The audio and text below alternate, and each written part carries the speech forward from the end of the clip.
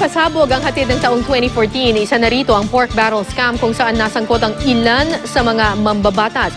May nasuspindi sa pwesto, may nagbitiw, may mga tinanggal at may mga nakulong. Balikan natin ang mga isyong kahit kontrobersyal, kahit papano'y patunay din namang umiiral ang ating demokrasya. Si Lay Alves on assignment.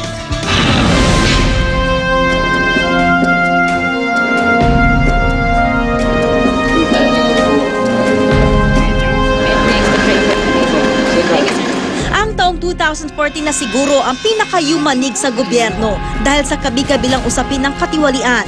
Ang pinakamalaking pasabog, ang pork barrel scam ni Janet Lim Napoles. Ilang mga mambabatas ang nadawit, pati malalaking pangalan sa Senado.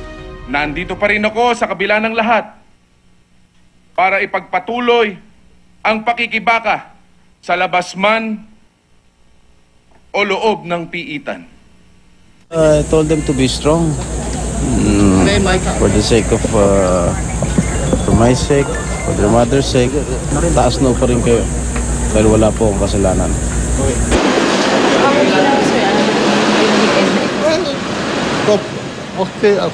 Coping up.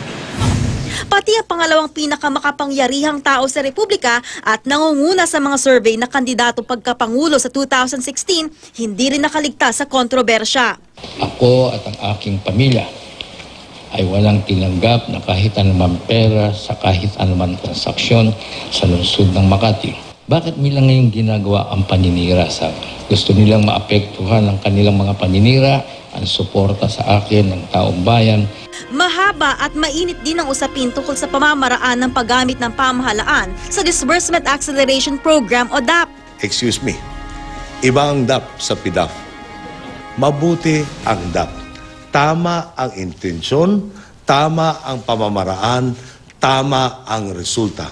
Pati na ang hudikaturang nagdeklarang iligal ang ilang bahagi ng DAP, tinuligsa ng Pangulo. Mahirap pong maintindihan ang desisyon ninyo. Ayaw nating umabot pa sa puntong nagbabanggaan ang dalawang magkapantay na sangay ng gobyerno. Ang hepe ng pulisya na si General Alan Purisima sinuspindi ng ombudsman dahil sa umunoy maanumalyang kontrata ng PNP sa isang courier service. Pinunad din ang umunoy tagong yaman ni Purisima. Sinilip ang kanyang bahay sa Nueva Ecija, pati ang tinaguri ang White House sa Camp Crame. Para sa bahay po ng Chief PNP sa dahilan nga po na binabaha nga po noon pagka malakas po ang ulan.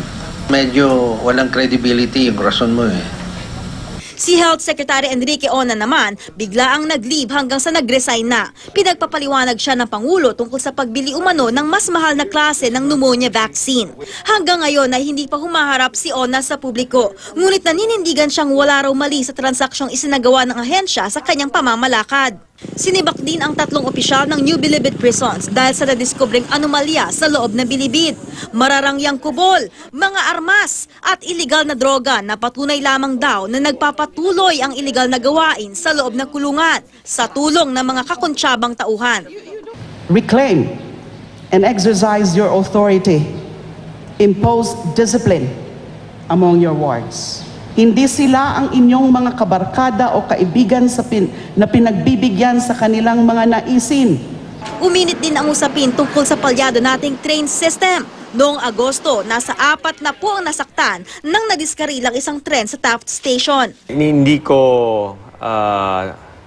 masasabi na bulok ang MRT-3.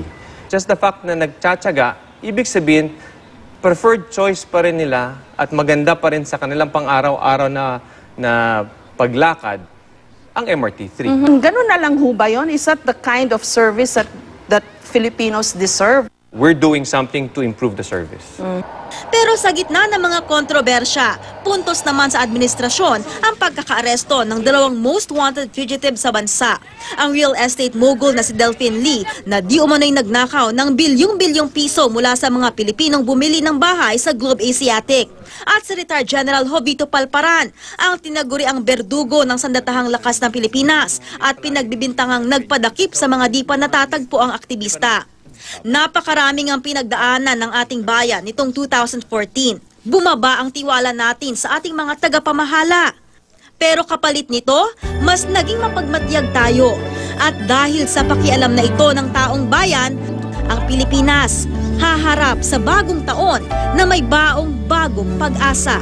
Lay Alves, GMA News.